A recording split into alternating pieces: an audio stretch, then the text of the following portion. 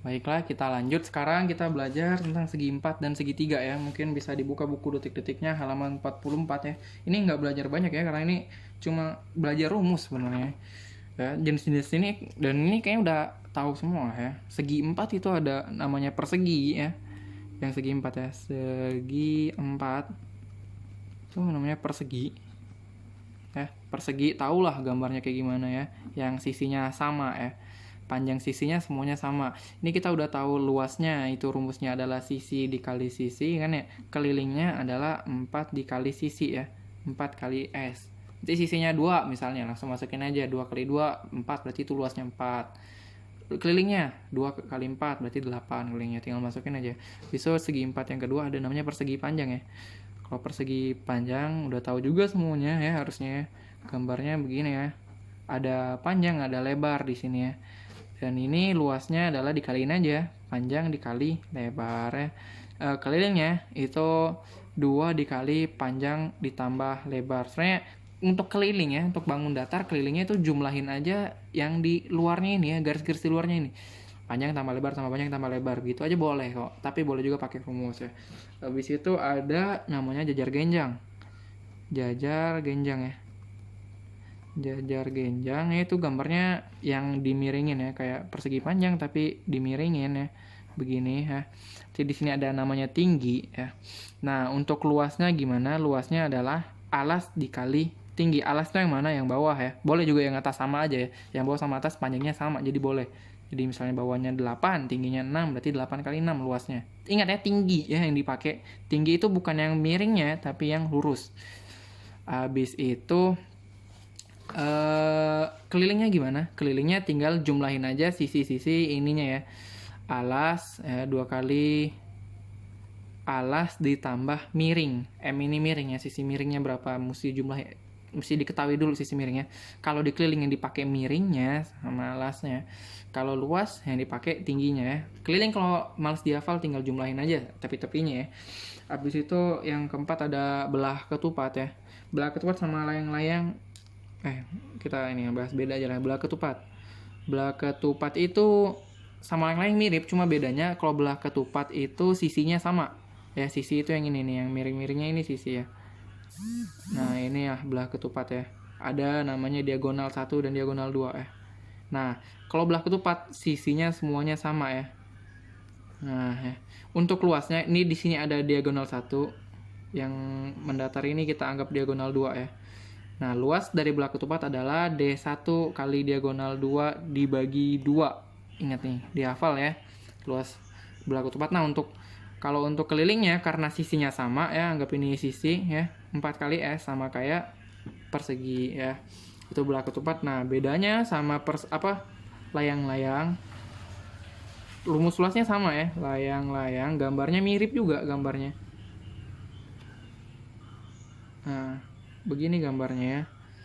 Nah, di sini anggap D1, yang berdiri anggap D2, luasnya sama, D1 kali D2 per 2 ya. Cuma bedanya di keliling ya. Untuk keliling layang-layang, kalau ini 4 kali S langsung, kalau ini karena sisinya beda. Kalau layang-layang sisinya itu yang sama ini, yang kecil sama kecil, yang gede sama yang gede juga. Jadi nggak sama semua ya. Jadi jumlahin aja jumlah sisi-sisinya ya. Sisi 2 kali sisi pendek SP ditambah sisi yang lebar lah, boleh lah SL ya, bebas namanya apa. Pokoknya intinya kalau keliling itu jumlahin aja tepi-tepinya ya. Ini tambah ini tambah ini tambah ini ya. Itu segi 4 ya. Gak ada hal spesial yang mesti diketahui di segi 4 ya.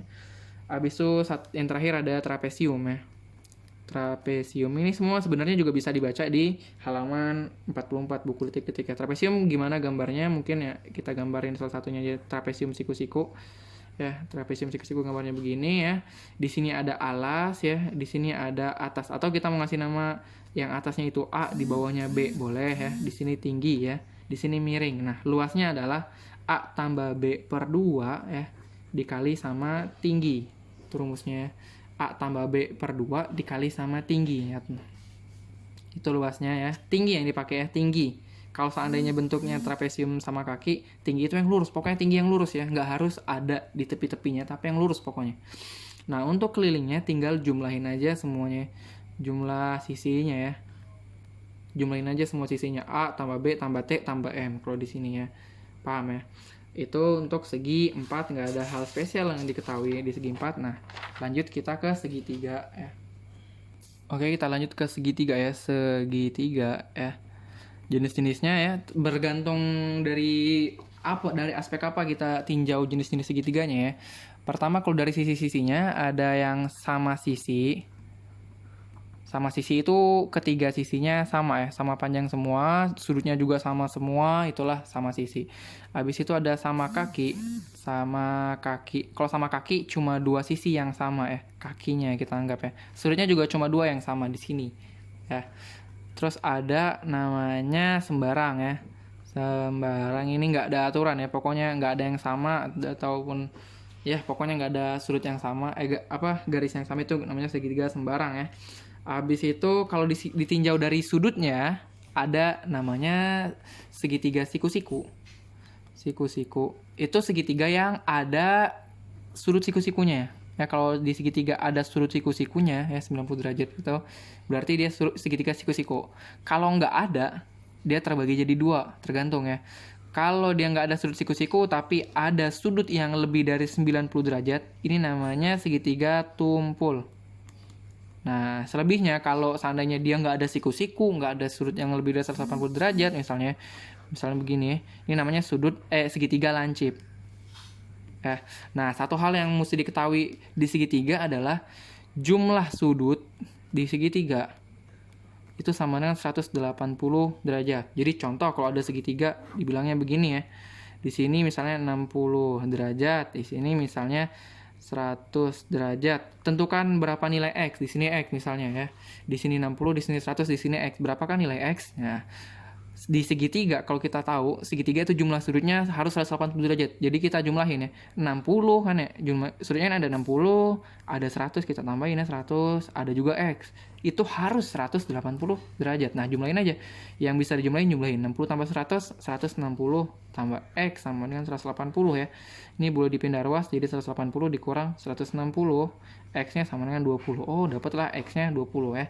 Dan banyak hal lagi bisa dilakuin dengan ini ya, jumlah sudut di segitiga itu 180 derajat. Ingat diingat ya.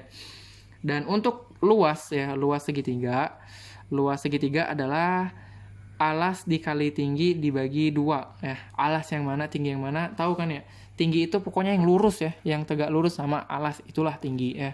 Nggak harus ada di segitiga. Contoh, kalau segitiganya sembarang kayak begini, yang manakah tingginya? Apakah yang ini atau kayak yang ini? Bukan ya, tingginya yang ini nih, yang di tengah nih.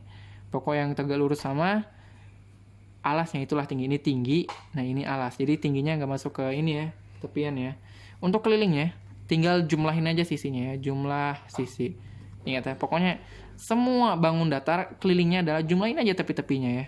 Berarti kalau di sini tingginya masuk ke keliling nggak? Nggak ya berarti. Berarti kalau ditanya keliling ini ditambah ini berapa? Tingginya nggak masuk gitu ya. Itu untuk segitiga. Cukup ya.